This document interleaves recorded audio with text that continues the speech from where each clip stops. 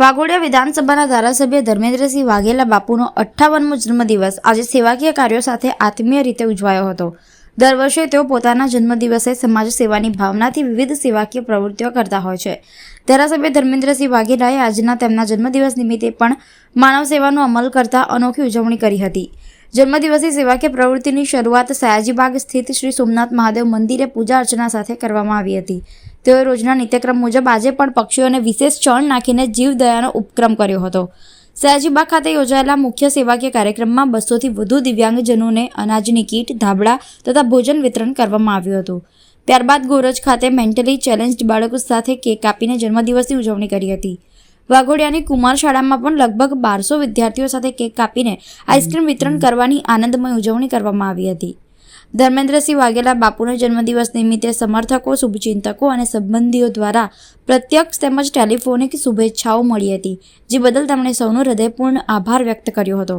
આમ તેઓના જન્મદિવસની સેવા અને સંસ્કાર સાથે થયેલી આ ઉજવણી લોકહિતની ભાવનાનું સુંદર ઉદાહરણ બની હતી। આજે દર વર્ષની માફક નીચે રાખો પક્ષીઓને ચણના લોકોના જન્મદિવસની શરૂઆત અમને પાછળ મોકલો ને આજે થોડા પાછળ આવો ભગવાનની તમે જયંતિના દિવસે પહેલાં દત્ત ભગવાનના દર્શન કરી એમના આશીર્વાદ લઈને, મારા માતા પિતાના આશીર્વાદ લઈને પક્ષીઓને ચણ નાખીને આજના દિવસની મેં શરૂઆત કરી છે।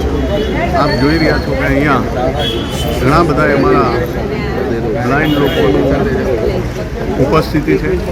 એ લોકોને અનાજની કીટ, કંબલ અને ભોજન કરાવીને મારા જન્મદિવસની હું ઉજવણી કરતો હોઉં છું। રોજે રોજ ચણ નાખી અને મારા દિવસની શરૂઆત કરતો હોઉં છું। આજે વિશેષ પ્રકારનું ચણ નાખીને પક્ષીઓની સાથે, પછી બાળકો સાથે, પછી બ્લાઇન્ડ લોકો સાથે, હવે અહીંયાથી અમે ગોરજ ખાતે જઈને જે 200 જેટલા વિદ્યાર્થીઓ છે એમની સાથે, જે મેન્ટલી થોડા રિટાયર્ડ છે એ લોકોની સાથે મારો જન્મદિવસ દર વર્ષે મનાવતો હોઉં છું। આજે પણ એમની સાથે ભોજન લઈને મનાવવાનું છે।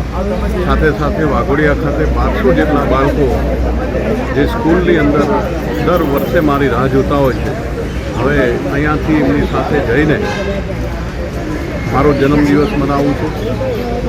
આજના દિવસે જે કોઈ લોકોએ મને ટેલિફોનિક, રૂબરૂ શુભેચ્છાઓ પાઠવી છે જન્મદિવસની, એમનો આપના માધ્યમથી હું હૃદયથી ખૂબ ખૂબ આભાર માનું છું। અને મહાદેવના સાનિધ્યમાં ભોળાનાથની પૂજા કરી અને મેં મારા વિસ્તારના લોકોને અને મારા વડોદરા શહેર જિલ્લાના તમામ લોકોને સુખ, શાંતિ, સમૃદ્ધિ મળે અને સારું આરોગ્ય મળે એ આજના દિવસે દાદાના ચરણોમાં પ્રાર્થના કરું છું। સાથે સાથે આ જે કોઈ લોકો અહીંયા ઉપસ્થિત રહ્યા છે, દર વર્ષની જેમ આવનારા વર્ષોમાં પણ આ બધાની સેવા કરવાનો મને મોકો મળે અને શક્તિ મળે એવી ભોળાનાથના ચરણોમાં